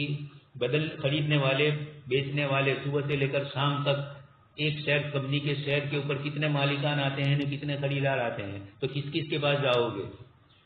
اور وہ جاؤ گے تب بھی، اور اسی اعتبار سے مجموعے کا نام شخص قانونی ہے، تو مجموعے آپ کی طرف سے لڑے گا پورا مجموعہ، یہ بھی نہیں ہو سکتا۔ اسی طرح اگر کسی مدرسے کی طرف سے کوئی چیز خریدی جاتی ہے تو چونکہ مدرسہ شخص معنوی ہے اور وہ مذکورہ ارشاد کے مطابق اس بیع میں فریق نہیں بن سکتا، کیونکہ وہ شخص فریق بنے گا جس نے خریداری کی تھی۔ اگر بائع سے کوئی مطالبہ کرنا ہے تو اس پر کوئی مقدمہ کرنا پڑے، تو مقدمے وہ کہے گا کہ میں تھوڑا ہوں مدرسے کے، میں تو ایک ملازم ہوں، یا میں تو مدرسے کا محتمی ہوں، یا میں شورا کا ممبر ہوں، خریدا میں نے اپنے لیے نہیں تھا، اس لیے کیس ہوگا تو پھر وہی شخص معنوی، تو کہیں نہ کہیں جا کر کان پکڑنا پڑے گا شخص معنوی ہی کا۔ اگر وہ شخص حقیقی فریق ہوگا تو کیا مدرسے کی ملازمت ترک کرنے کے بعد بھی اس سے کہا جائے گا پہلے بھی حقیقی فریق نہیں تھا اور ابھی بھی نہیں ہے؟ اسی لیے تو اہتمام سے علیحدہ ہو گئے، مجلس شورا میں سے تبدیل ہو گئے۔ اب آپ ان کے پاس جاؤ کہ آپ کے مدرسے کا یہ مسئلہ تھا، وہ کہے گا کہ بھائی اب میں شورا میں سے نکل چکا، میں اہتمام سے نکل چکا، اس لیے اب میرا اس سے کوئی نہیں، آپ اس مدرسے کے جو ذمہ دار ہیں ان سے بات کرو۔ یہ دلیل ہے اس بات کی کہ مقدمے میں بھی اب وہ نہیں لڑنے میں آئے گا، بھول سے اس کا نام ہوگا۔ جیسے کئی مرتبہ ایسا ہوا، حضرت مولانا عبداللہ کاپودروی صاحب کاپودرا کی کئی کمیٹیوں کے اندر حضرت تھے، آپ وقف بورڈ میں گئے اور وہاں جا کر کہا کہ بھائی دیکھو میں باہر رہتا ہوں، اب یہ مسئلہ میرا نہیں ہے، وقف بورڈ میں سے میرا نام کمی کیا جائے، لیکن وہاں کوئی باڈی اس طرح کی تھی نہیں، ابھی بھی نہیں ہے، لیکن چل رہا ہے۔ یہ ایک وقف کی نئی شکل ہے گجرات کے اندر، اگرچہ بعد میں کسی کو بٹھایا گیا ہے جو شیعہ ہے اور سنیوں کے وقف بورڈ کی مسائل حل کر رہا ہے، یہ بھی عجیب و غریب مسئلے ہیں، ان کا اپنا وقف بورڈ الگ رکھتے ہیں، وہ وہاں کی تو وہی ذمہ دار، اور سنیوں کے وقف بورڈ میں دیوبندی بریلویوں کے، جماعت اسلامی اور غیر مقلدین کے وقف پر بھی ان کا قبضہ، یعنی ان کا آدمی چیف ایگزیکٹو بیٹھا ہوا ہے، وقف کا صدر بن کر بیٹھا ہوا ہے۔ خیر یہ تو حکومتوں کے مسئلے ہیں، بنانے والے بٹھانے والے سب وہی لوگ ہیں، ہر پارٹی اپنے نمائندے کو بٹھاتی ہے۔ بروچ سے کانگریس کے ایک شخص تھے، ان کو وقف بورڈ کی نمائندگی کے لیے ممبر بنانے کی بات کی گئی، تو بی جے پی نے کہا کہ پہلے کانگریس سے استعفیٰ دے دو، آپ تو کانگریس کے، یقینی بات ہے کانگریس نے بھی یہی دھندے کیے ہیں، سبھی اس طرح کرتے ہیں۔ خیر، تو مقدمہ لڑو، یا اگر اس کا انتقال ہو چکا ہے تو کیا اس کے ورثہ مقدمہ لڑیں گے؟ متولی کے لڑکوں کو اس کیس میں لے جایا جائے گا کہ تمہارے والد کے خلاف کیس تھا، یا تمہارے والد مدعی تھے تو وکیل آ کر کہے کہ دیکھو تمہارے والد مدعی تھے تو اب تم مدعی بن جاؤ، ایسا نہیں ہوگا، اس کے جو دوسرے متولی ہوں گے۔ خیر، بات دراصل یہ ہے کہ عاقل کے لیے عاقل ہونے کی جو شرط لگائی گئی ہے اسلامی فقہ میں، جو عبارتوں میں آتی ہے کہ عاقل ہونا، تو اس کا مطلب یہ ہے کہ تلفظ بالعقد، یعنی ایجاب و قبول کرنے کی اہلیت کسی شخص معنوی میں نہیں ہوتی، اس لیے شخص حقیقی ہونا ضروری ہے۔ اس لیے یہ باڈی میں سے کوئی نہ کوئی جاتا ہے، بات چیت کرتا ہے، لیکن وہ شخص حقیقی اس شخص معنوی کی نیابت میں عقد کرتا ہے۔ جب مدرسے کا کوئی ملازم خریدنے کے لیے بازار جائے گا تو وہ مدرسے کی نیابت ہی میں عقد کرتا ہے، جیسے سبھی غیر ممیز کی طرف سے اس کا ولی عقد کرتا ہے، لیکن عقد کے نتیجے میں جو ملکیت حاصل ہوتی ہے وہ شخص معنوی ہی کو ہوتی ہے، عقد کرنے والے شخص حقیقی کو نہیں۔ آپ کسی کے وکیل بن کے گئے، اسی طریقے سے نابالغ بچے کی طرف سے کوئی چیز ہو رہی ہے یا اس کو کوئی ہدیہ مل رہا ہے تو اس کا اختیار وغیرہ یہ ساری چیزیں اوپر ہوتی ہے، وہ سب سے معنوی ہی کو حاصل ہوتی ہے، اپنے کرنے والے شخص حقیقی کو نہیں۔ اس لیے یہاں عاقل کے لیے جو عاقل ہونے کی شرط لگائی تھی، وہ اگر کوئی عاقل ادا کر رہا ہے کسی کی طرف سے وکیل بن کر، تو یہاں مدرسے کے نمائندے وقف کے نمائندے وقف کی طرف سے نمائندگی کرتے ہیں، وقف کے نمائندے وقف کی طرف سے کریں گے، بیت المال والے کریں گے۔ اچھا، آگے مولانا نے جو مفتی صاحب ہے جنہوں نے یہ اشکال کیا ہے، مفتی عبدالواحد صاحب، ان کے متعلق فرماتے ہیں، خود حضرت مفتی عبدالواحد صاحب مدد لہم نے بھی یہ ہمیں ادب سکھلایا۔ کسی مفتی صاحب سے، کسی عالم سے ہمارا کوئی بھی اختلاف ہو مسائل میں، اور وہ چاہے ہمارے خلاف کوئی زبان استعمال کرے بھی، تب بھی ہمیں ان کو مہذب انداز میں بلانا ہے۔ اگر تو یہ حضرات تو ایسے نہیں تھے مفتی عبدالواحد صاحب بھی، لیکن یہ ہے کہ اشارے کنایے میں کہیں نہ کہیں جب مباحثے ہوتے ہیں تو کچھ اس طرح کی بات آتی ہے، تو علمی مباحثے ہو، خارجی دنیا کی، خارجی ان کے ذاتی عمل کی طرف کوئی طنز کرنا، کوئی اشارتاً کنایتاً بول دینا، کوئی تمثیل دینا، یہ چیزیں بھی مناسب نہیں ہوتی ہے۔ یہ علماء کو سکھلایا حضرت مولانا نے کہ کسی سے کتنا ہی اختلاف ہو، ان کا نام تو آپ کو مہذب انداز میں بولنا ہے۔ حضرت مفتی شفیع صاحب رحمۃ اللہ علیہ فرماتے ہیں کہ جب ختم نبوت کتاب آپ نے لکھی تو اس موقع پر پہلے آپ نے بہت طنز قادیانی پر کیے تھے، اس لیے کہ وہ ہے ہی ایسے لوگ، عجیب و غریب ان کے انداز میں عبارتوں میں ہوتی ہے، نبی اور رسول کو بھی اپنے سے نعوذ باللہ کمتر سمجھ کر گفتگو ہوتی ہے، تو کبھی غصے میں آ کر مفتی صاحب یا لکھنے والے مصنفین کبھی لکھ دیتے ہیں عقل کا باردان، یہ وہ فلاں فلاں۔ حضرت مولانا نے لکھا ہے مفتی شفیع صاحب رحمۃ اللہ علیہ نے کہ میں نے جب یہ کتاب لکھی اس کے بعد ایک قادیانی کا خط آیا میرے اوپر، اور کسی فرقے کے متعلق بھی کچھ لکھا ہے، شاید کسی غیر مقلد کا بھی کسی مسئلے میں آیا، تو انہوں نے کہا، اور دوسرے علماء کو بھی اس طرح ہوا، تو انہوں نے کہا کہ آپ کی بات سمجھ کر مجھے یہ ارادہ ہوا کہ میں قادیانیت سے رجوع کر لوں، لیکن آپ کے الفاظ نے مجھے روک دیا، جوانی کا جوش تھا۔ مفتی صاحب فرماتے ہیں اس کے بعد سے اپنی عبارتیں بدل دی، انہی مفتی صاحب کے یہ صاحبزادے ہیں، تو حضرت نے بھی اپنی بات اس طرح، یہ ہمیں ادب سکھلایا جا رہا ہے کہ سامنے والا ہمارے خلاف کتنا بھی کچھ بولے۔ گجراتی چوپڑی پڑھتے تھے اسکول کے اندر، تو اس وقت تو مذاہب کی چیزیں بھی آتی تھی، تو آپ صلی اللہ علیہ وسلم کے متعلق بھی ایک چھوٹا سا قصہ آتا تھا، مہان وبھوتی ہو، اور اس میں آپ کا نام بھی آتا تھا کہ ایک بچھو نے آپ کو ڈسا، پانی میں ڈوب رہا تھا، تو آپ صلی اللہ علیہ وسلم نے اس کو نکالا، حوالہ میں نے اسکول کی چوپڑی کا دیا ہے، تاریخی قصہ، آپ صلی اللہ علیہ وسلم کے متعلق یہ قصہ تھا، تو آپ نے اس کو اٹھایا، اس نے پھر ڈنک مارا، آپ نے پھر اس کو پانی سے نکالنے کے لیے بچایا۔ کسی نے کہا کہ آپ یہ کیا کر رہے ہو، وہ تو آپ کو ڈنک مار رہا ہے اور آپ اس کو بچانے کی فکر، کہا کہ اس کا یہ کام ہے ڈنک لگانا، اس کی فطرت میں ہے، اس لیے وہ کرتا ہے، میری فطرت میں اس کو معاف کرنا ہے، بچانا ہے، انسان ہوں میں، میرے اندر انس اور محبت رکھی ہے، مخلوق کی ہمدردی اور غمخواری رکھی ہے، تو آپ صلی اللہ علیہ وسلم بچا رہے تھے۔ خیر، یہ بتلایا کہ کوئی کتنی ہی زبان غلیظ استعمال کرے، ہم مہذب انداز میں ان سے گفتگو کریں گے، لیکن کبھی کبھار ہم اہل علم کا طبقہ آپس میں اس طرح کی بحثوں کے اندر الجھ جاتا ہے، تو کبھی کبھار کچھ عجیب چیزیں ہوتی ہیں۔ یہاں مولانا کی عبارت نقل کی جاتی ہے کہ انہوں نے بھی کمپنی کو ایک سخت قرار دے کر اسے شرکت کا فریق بنانے کی تصریح فرمائی، جب ایک طرف یہ حضرات شخص مانوی کا انکار کرتے ہیں اور دوسری طرف اس کو قبول بھی کرتے ہیں۔ شرکت کا فریق بنانے کی تصریح فرمائی، چنانچہ مجلس تحقیق مسائل حاضرہ جو پاکستان کے بڑے بڑے علماء کی کمیٹی تھی اس میں وہ بھی تھے، اور حضرت مولانا تقی صاحب بھی، حضرت بن نوری، حضرت مولانا مفتی شفیع صاحب رحمۃ اللہ علیہ، اور بھی دیگر کئی بڑے بڑے علماء تھے۔ انہوں نے اختلافی جو نوٹ لکھا ہے اس میں وہ فرماتے ہیں، مولانا نے ان کی عبارت نقل کی کہ اس عبارت کے اندر انہوں نے فرمایا کمپنی پوری کی پوری ایک شخص پرسن ہے، اور اس کی اس حیثیت کے اعتبار سے بینک اپنے 75% سرمایے کی حد تک اس میں مدغم ہے، لہذا کمپنی کے ساتھ جو اس کی شرکت تھی اب 25% سرمایے تک رہ گئی۔ یہ جو عبارت ذکر کی، ایک طرف اس کو پرسن کہا، شخص بھی کہا، اور دوسری طرف سرمایے کے سلسلے میں یہ گفتگو کی۔ یہ حسن الفتاوی کی 7ویں جلد کے 126 صفحے پر یہ عبارت موجود ہے۔ چونکہ حضرت مولانا کا، حضرت مولانا عبدالرشید لدھیانوی رحمۃ اللہ علیہ حسن الفتاوی کے مصنف، ان کی طرف سے نہیں لیکن ان کے حوالے سے کئی حضرات نے کچھ باتیں ذکر کی تھی۔ حسن الفتاوی میں بھی کچھ چیزیں ہیں، شروع میں مولانا نے پوری بحث کی ہے، مجھے ابھی اس سے بحث آپ کو نہیں کرنا ہے، ابھی تو نفس مسئلہ ذکر کرنا ہے۔ خلاصہ یہ ہے کہ یہ کہنا درست نہیں کہ شخص قانونی کی مانوی حیثیت تسلیم کرنے کے بعد بھی اس پر شخص حقیقی کے احکام کسی صورت میں جاری نہیں ہو سکتے، خود انہوں نے جاری کیے ہیں۔ حقیقت یہ ہے کہ وہ شخص حقیقی کی طرح دائن اور مدیون بن سکتا ہے، اور مذکورہ کتاب کے مؤلفین نے بھی وقف اور بیت المال کی یہ مانوی حیثیت اس کی بنیاد پر دائن اور مدیون ہونا تسلیم کیا ہے۔ حضرت مولانا فرماتے ہیں اس کا صفحہ 121 کے اندر یہ عبارت بھی ہے، اس لیے جن حضرات نے یہ کتاب لکھی حضرت مولانا کے رد میں، انہوں نے خود جس چیز کا رد کیا اس بات کو انہوں نے وہاں قبول کر لیا ہے، اس لیے کہ اس کے بغیر عصر حاضر کا کاروبار کا ایک بہت بڑا اور شرعی وقف، شرعی بیت المال اور شرعی چندے اور اس طرح کی تمام وہ املاک جن کا تعلق شخص واحد سے نہیں ہوتا ہے، عصر حاضر کی کمپنیاں، یہ سب کے مسئلہ ایک ہی چلے گا، وہاں شخص حقیقی کا وجود نہیں ہوگا۔ پھر آپ کیسے مان رہے ہیں اس کو شخص حقیقی کے درجے میں اتار کر ہی تو معاملہ ہو رہا ہے۔ اب دوسری ایک گفتگو مولانا فرماتے ہیں محدود ذمہ داری۔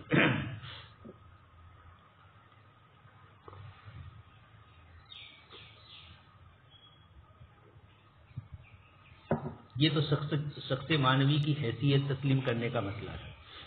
اس کے بعد جو اصل مسئلہ تھا جو اس کی ضمن میں نکلا تھا، اس کے بطن سے نکلا تھا، وہ وہی جو ہے وہی اشکال ہے جو اصل ہے، محدود ذمہ داری۔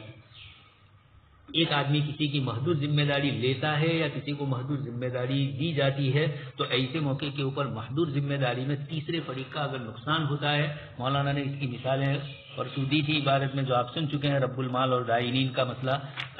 اور اسی طرح عبد معزون اور اس کے ساتھ کاروبار کرنے والوں کا معاملہ، جبکہ اس کی ذمہ داری محدود تھی، اس کے باوجود یہ معاملات صحیح ہوتے ہیں۔ یہاں پر مولانا اسی چیز کو ذکر کر رہے ہیں۔ خیر، تو اب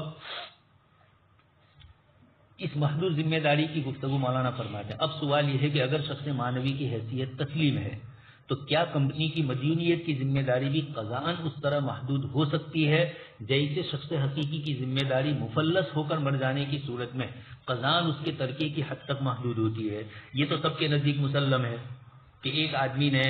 کسی سے کوئی چیز لی ہے اور اب ادا کرنے کی بات آئی، پیسے ادا کرنے کی یا اس کی چیز دینے کی، اور اس کے پاس نہیں ہے، وہ مفلس ہو چکا ہے، اس کا اعلان ہو چکا ہے افلاس کا، دیوالیہ ہونے کا، تو اب دیوالیہ ہونے ہو کر مر گیا تو قضاء اس کے ترکے کی حد تک محدود ہوتی ہے۔ مولانا نے اس سلسلے کے اندر فرماتے ہیں کہ اس مسئلے کے بارے میں بندے نے جو کچھ لکھا ہے اس میں یہ بات بھی صاف صاف لکھی ہے کہ یہ میری طرف سے کوئی حتمی ہے۔ محدود ذمہ داری کی یہ گفتگو جو مولانا نے فرمائی ہے اس کے اندر یہاں صاف عبارت موجود ہے، شروع کتاب میں بھی آپ پڑھ چکے ہیں۔ حضرت مولانا نے یہ لکھا ہے، اس موضوع پر میں نے اپنی کتاب میں لکھا تھا، یہ گفتگو مولانا دوسری کرنا چاہتے ہیں محدود ذمہ داری پر۔ ایک تو بحث محدود ذمہ داری کی مولانا کر آگے تفصیل بتلائیں گے، اور ایک بات یہ کہتے ہیں کہ یہ میرا اپنا ذاتی رائے کا مسئلہ ہے، میں نے لوگوں پر تھوپا نہیں ہے، فتویٰ نہیں دیا ہے، میری رائے یہ ہے۔ چنانچہ آپ کتاب کے شروع میں پڑھ چکے ہیں، اسلام اور جدید معیشت، اور اسلام اور جدید معیشت و تجارت کے شروع میں یہ عبارت میں نے جب پڑھا تھا تو آپ کو سامنے اشارہ کر دیا تھا کہ یہ عبارت سمجھنا تاکہ دوسرے کچھ حضرات نے اشکال کیا ہے اس کا جواب دیا جائے۔ چنانچہ یہی بات ہوئی، میں نے آپ کو شاید کہا تھا کہ لندن میں حضرت مولانا اسماعیل صاحب بھوٹا کے یہاں وہ صاحب بیٹھے ہوئے تھے پاکستان کے، جنہوں نے کچھ اشکالات کیے. ان کے یہ مانوی اشکالات نہیں تھے، ان کے تو تھوڑے ادھر ادھر کے ہی تھے، اس لیے اس کا تو حضرت مولانا نے جواب نہیں دیا. وہ شخصیت وہاں بیٹھی ہوئی تھی، اور مولانا اسماعیل صاحب کے یہاں انہوں نے میرا تعارف کروایا کہ ہمارے گاؤں کے فلاں مدرسے کے ذمہ دار ہے، آج سے 5-6 سال پہلے. تو اس کے بعد بلکہ زیادہ سال ہوئے، 8-10 سال ہونے آئے، تو انہوں نے جب ان کا نام لیا تو مجھے یاد آیا. تو میں نے کہا آپ نے تو، چونکہ یہ کتاب میں پڑھا تھا اس وقت، میں نے کہا آپ نے تو اسلام اور جدید معیشت و تجارت کے جواب میں کچھ چیزیں لکھی ہے، وہی آپ؟ انہوں نے کہا الرد علی التقی عبارت ہے ان کی، چھوٹا سا رسالہ ہے، وہ ہمارے پاس ہے بھی اس مدرسے کا. تو میں نے کہا کہ کچھ باتیں تو وہ ہے جو آپ نے لکھی لیکن ہماری سمجھ میں نہیں آ رہی ہے. حضرت مولانا جب خود اپنی کتاب میں اس بات کا اقرار کرتے ہیں کہ یہ میرا فتویٰ نہیں ہے، ایک مسئلے کے سلسلے میں ضمنی طور پر میری اپنی ذاتی رائے ہے، چونکہ اب تک جو مضامین مولانا پڑھے ہوئے ہیں دوسروں کو اتنی توفیق نہیں ملی ہے ان مسائل کو سمجھنے کی. براہ راست انگریزی کتابوں سے سب کی صلاحیت نہیں، نفس انگریزی تھوڑا کچھ جان لے وہ الگ ہے، اور ایک یہ کہ فنی کتابوں کو پڑھنا اور پھر فنی اصطلاحات کو سمجھنا یہ اکنامک کی لائن کا جو ماہر ہوتا ہے اس کے لیے ہوتا ہے. لیکن اللہ پاک نے حضرت مولانا کو چونکہ صلاحیت دی، اس لیے آپ نے ان دونوں چیزوں کو پڑھا اور پھر لکھا. تو میں نے کہا کہ یہ ہے. تو میری بات کی تائید ہمارے گاؤں کے مولانا اسماعیل صاحب بھوٹا نے بھی کہا کہ میں نے بھی وہ کتاب پڑھی ہے، اور شروع میں جب مولانا نے خود لکھا ہوا ہے تو پھر آپ حضرات کو اشکال کرنے کی ضرورت ہی کیا تھی؟ آپ اپنی رائے لکھتے، اپنی کتاب مولانا نے اپنی لکھی ہے، آپ اپنی لکھے، لیکن مولانا نے اپنی رائے جن دلائل سے لکھی ہے، آپ اپنی رائے لکھتے اور دلائل پیش کرتے. صرف اشکال کرنا، اور اس میں ایک چیز یہ بھی تھی کہ چونکہ میں آپ سے عمر میں بڑا ہوں، یہ تو کوئی دلیل نہیں تھی.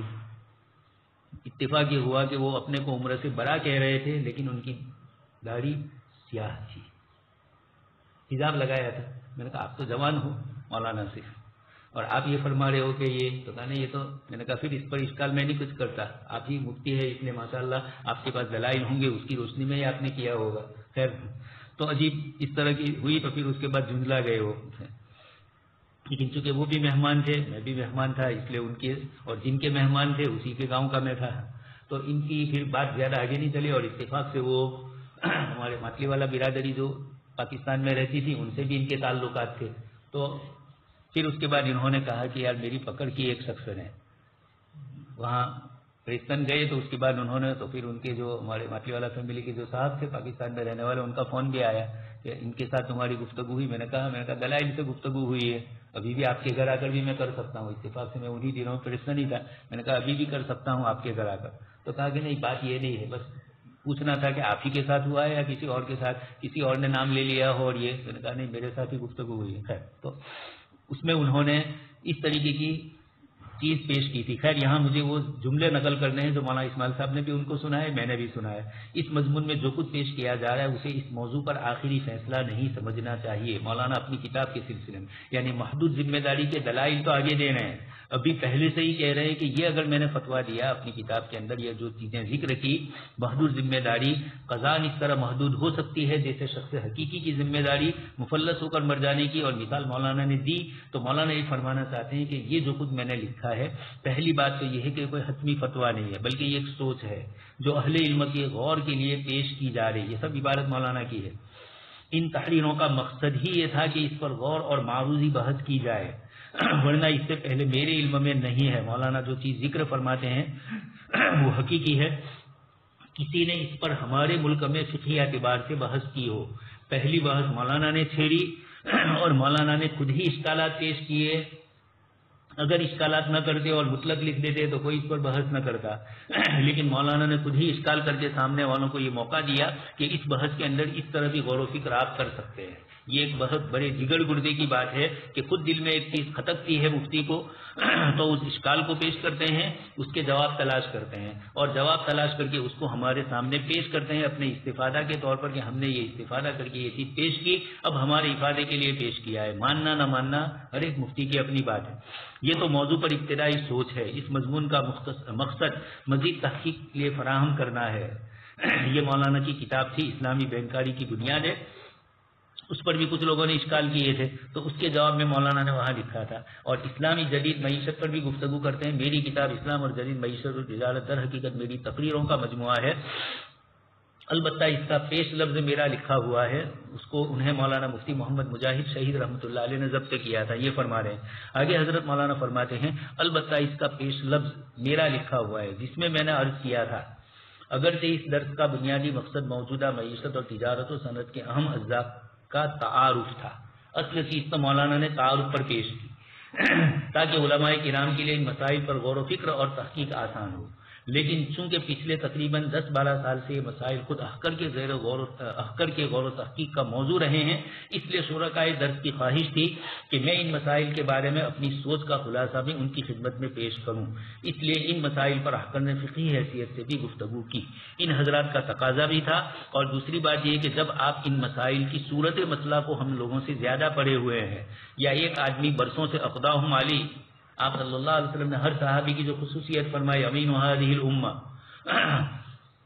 اس طرح اور بھی صحابہ کرام کے لیے جو فرمایا ان میں کسی کی نفی نہیں تھی، ان کے اندر یہ صفت پائی جاتی ہے۔ حضرت مولانا نے بھی چونکہ ان مسائل کو زیر بحث بنایا، اس لیے یقینی بات ہے کہ دوسروں کے مقابلے میں آپ کو انگریزی کتابوں کی ورگردانی بھی اور شرعی کتابوں کی ورگردانی کی بھی آپ کو زیادہ اللہ پاک نے توفیق دی۔ اس گفتگو کے بارے میں احکر نے شرکائے دس پر یہ بات واضح کر دی تھی کہ اس کی حیثیت محض ایک سوچ کی ہے اور اسے اس لیے پیش کیا جا رہا ہے کہ اہل علم اس پر غور و فکر فرما سکے۔ یہ اسی کتاب میں ہم سن چکے ہیں، ان میں سے بہت سے مسائل ایسے ہیں جن کا صریح حکم کتاب و سنت یا فقہ میں موجود نہیں ہے، اس لیے ان میں اجتماعی غور و تحقیق و استنباط کی ضرورت ہے، لہذا ان تقاریر میں کسی بھی مسئلے سے متعلق جو فقہی گفتگو کی گئی ہے وہ اس موضوع پر حرف آخر نہیں ہے، یہ حضرت مولانا نے صاف فرمایا۔ یہ مسائل اس لیے ٹھہرے گئے ہیں تاکہ ان پر بحث و نظر کا دروازہ کھلے۔ احکر کی یہ سوچ احکر کی ذاتی رجحان اور میلان کے آئینہ دار ضرور ہے، لیکن اسے ہر مسئلے میں احکر کی طرف سے حتمی فتویٰ بھی سمجھنا نہیں چاہیے۔ پھر جہاں محدود ذمہ داری کی بحث کی ہے وہاں خاص طور پر یہ عرض کیا ہے ان امور کے بارے میں احکر کی اب تک کی سوچ کا حاصل اہل علم کے غور و فکر کے لیے پیش کرتا ہوں۔ یہ بھی آپ ابھی اس کتاب میں سن چکے ہیں 2-4 دن پہلے، لیکن بعض ناقدین نے اس پر گفتگو کرتے ہوئے علمی اور معروضی بحث کے بجائے اس پر طعن و تشنیع فرما دی۔ جو شخص بار بار عرض کر رہا ہے کہ یہ کوئی حتمی فتویٰ نہیں ہے، اس پر اجتماعی غور و فکر کی ضرورت ہے، اس پر تحکم اور شذوذ کا حکم لگانا اور تنہا پرواز کے تانے دینا۔ کچھ لوگ ہوتے ہیں چونکہ پاکستان ایک ایسا ملک ہے کہ جہاں ان کو دنیا بھر کی راحتیں آرام وغیرہ میسر ہے، ہندوستان جیسا ملک ہوتا کہ جہاں مسلمانوں کے ہزاروں مسائل لگے ہوئے ہیں، مفتیوں کے ساتھ اکیلا انفرادی طور پر مسلمانوں کے ساتھ مسائل اور اجتماعی طور پر ملک کی معیشت، ملک کی اور دوسری چیزوں کو دیکھ کر یا ملک کے حالات ناخوشگوار، ان تمام کو جب ہندوستان کے علماء دیکھتے ہیں تو ان کی رائے میں الحمدللہ اعتدال ہوتا ہے۔ کسی کے متعلق گفتگو کرتے ہیں تو بھی اس طرح کی باتیں اور اس طرح کے تانے نہیں دیے جاتے۔ کل پرسوں ہی ایک صاحب نے بھیجا، حضرت مولانا محمد رفیع عثمانی صاحب آپ کے بڑے بھائی، ان کے اوپر نقد کیا ایک مولانا نے۔ ویسے بھی ان کی تقریریں اور ان کے انداز خطابت مجھے پسند نہیں ہے، جنہوں نے حضرت مولانا مفتی رفیع صاحب دامت برکاتہم کے متعلق عجیب و غریب جملے استعمال کیے، یہ مناسب نہیں، یہ اہل علم کی زبان نہیں۔ آپ نیابت کر رہے ہیں اللہ کے رسول صلی اللہ علیہ وسلم کی، یہ بہت ضروری ہے۔ اسی لیے حضرت شاہ ولی اللہ رحمۃ اللہ علیہ اور علامہ شعرانی وغیرہ نے صاف لکھا ہے یہ کرسی جو آپ کو ملی ہے یہ نیابتاً ملی ہے، اصالتاً نہیں ملی ہے، وراثتاً نہیں ملی ہے، اور نہ یہاں وراثت چلتی ہے۔ نبی نے اپنی وراثت کے لیے انکار کیا تو یہ کرسی مفتی محمد رفیع صاحب کو جو ملی ہے یہ وراثتاً نہیں ملی ہے اپنے والد محترم سے، بلکہ نیابتاً ملی ہے۔ علم برسوں تک رگڑا ہے ان کو، اور پھر اس کے بعد ان کے وہ یہ صلاحیتوں اور یہ صفتیں دی ہے۔ شاید اس سے پہلے ایک چھوٹا سا قصہ ان کا بھی میں نقل کر چکا ہوں۔ ایک صاحب نے نقل کیا کہ ایئر کے اندر وہ سفر کر رہے تھے دبئی یا کسی ملک سے پاکستان کا، فرما رہے ہیں کہ ایئر کے اندر ایک صاحب کو بیٹھے بیٹھے میں نے نماز پڑھتے دیکھا، تو میں نے ان کو جا کر کہا کہ آپ کی نماز صحیح نہیں ہوتی ہے۔ انہوں نے مجھے جواب میں کہا بھائی بزرگوں نے گنجائش دی ہے، اتنا جملہ بولے۔ میں سمجھا کہ کوئی عامی آدمی ہوگا، اس لیے پھر آگے ان سے بحث نہیں کی۔ اتفاق یہ ہوا کہ جب ایئرپورٹ پر اترے پاکستان کے، ان کے بھائی ان کو لینے آئے تھے اس صاحب کو، انہوں نے کہا کہ میرا بھائی میری ملاقات کرنے کے لیے آنے سے پہلے دوڑ رہا ہے ادھر۔ میں نے کہا میرا بھائی مجھے پہچانتا نہیں کہ ادھر جا رہا ہے۔ جب دیکھا تو اسی شخصیت کو ملاقات کر رہا ہے جن کو میں نے ہوائی جہاز میں مسئلہ بتلایا تھا۔ پھر میرا بھائی واپس آیا، مجھ سے ملا، میں نے کہا کہ یہ کون صاحب تھے جن سے تم مل رہے ہو؟ بھائی نے کہا ان کو پہچانتے نہیں ہو، یہ مفتی اعظم پاکستان حضرت مولانا مفتی محمد رفیع صاحب ہے۔ یہ چونک گئے، اتنا بڑا مفتی، جب میں نے اس کو مسئلہ بتلایا تو بھی یہ نہیں کہہ رہا ہے کہ میں مفتی ہوں، تو مفتی نہیں ہے، تو عامی ہے، تو مجھے کیا مسئلہ بتلائے، اور اس کے بجائے اس لیے ہمارے افتاء کے طلباء کو یہ بھی نصیحت کی جاتی ہے کہ کبھی کوئی مسئلہ آپ کو کہہ بھی دے اور غلط بھی بیچارہ بتلا دے تو ان کی حیثیت کے مطابق سن کر جواب دے دیا جائے، اور کبھی ضرورت پڑتی ہے ان لوگوں کو مسائل کی۔ حضرت مفتی مہمان صاحب رحمۃ اللہ علیہ مفتی شفیع صاحب کے شاگرد بابل میں پڑھا ہوا ہے حضرت مفتی صاحب، تو حضرت مفتی مہمان صاحب رحمۃ اللہ علیہ فرماتے تھے کہ جب آپ فتاوی کی کوئی کتاب لکھو اور آپ مفتی ہے تو اس میں وہاں آپ کو افتاء لکھنا ضروری ہے، تاکہ لوگوں کا اعتماد ہو کہ جس شخص نے مسئلہ کی یہ کتاب لکھی ہے وہ افتاء کی وادی سے گزرا ہے، چاہے عرفاتی مولوی کی طرح گزرا ہو لیکن گزرا ضرور ہے، اور عرفاتی مفتی پھر بیچارے چلتے بھی نہیں اس طرح، برسوں تک تجربہ حاصل نہیں کیا جاتا کسی بڑے کی رہنمائی کے اندر، وہاں تک فتوے دینے کے اندر گڑبڑ آتی ہے۔ امام ابو یوسف نے فتویٰ دینا شروع کیا دھوبی کے مسئلے میں، امام صاحب نے بھیجا آدمی کو، اس نے سوال پوچھا، امام ابو یوسف نے جواب دیا تو کہا غلط، پھر بدل کر جواب دیا تو کہا یہ بھی غلط، امام صاحب نے سکھلایا ہی تھا، تو دوڑتے ہوئے آئے امام ابو حنیفہ رحمۃ اللہ علیہ کی طرف، وہ تو سچے علم کے طالب ہیں، ہمارے جیسا تھوڑا کہ ایک مسئلہ نہیں جانا تو اس میں کیا میرے مفتی میں کمی آ جائے گی، دوڑتے ہوئے امام ابو یوسف آئے، امام صاحب بھی سمجھ گئے تھے، بلانا ہی تھا، پختہ بنانا تھا ابھی تاکہ قاضی القضات بنے پوری امت مسلمہ کے عہد خلافت بنو عباسیہ میں، تو امام ابو حنیفہ رحمۃ اللہ علیہ نے افراد کو اس طریقے سے تیار کیا، تو فوراً بلایا، دوڑتے ہوئے آئے، امام صاحب نے فرمایا کہ آپ کو دھوبی کا مسئلہ لے آیا، سمجھ گئے امام ابو یوسف کے امام صاحب نے ہی بھیجا تھا، خیر تو مفتی تقی صاحب دامت برکاتہ یہاں پر بھی اس طریقے سے فرماتے ہیں، اہل علم کی غور و فکر کے لیے ہی آپ نے یہ فرمایا ہے، آگے اسی پر پھر گفتگو ہوگی انشاءاللہ۔ سبحان اللہ بحمدہ، سبحانک اللہم و بحمدک، نشہد ان لا الہ الا انت، نستغفرک و نتوب الیک۔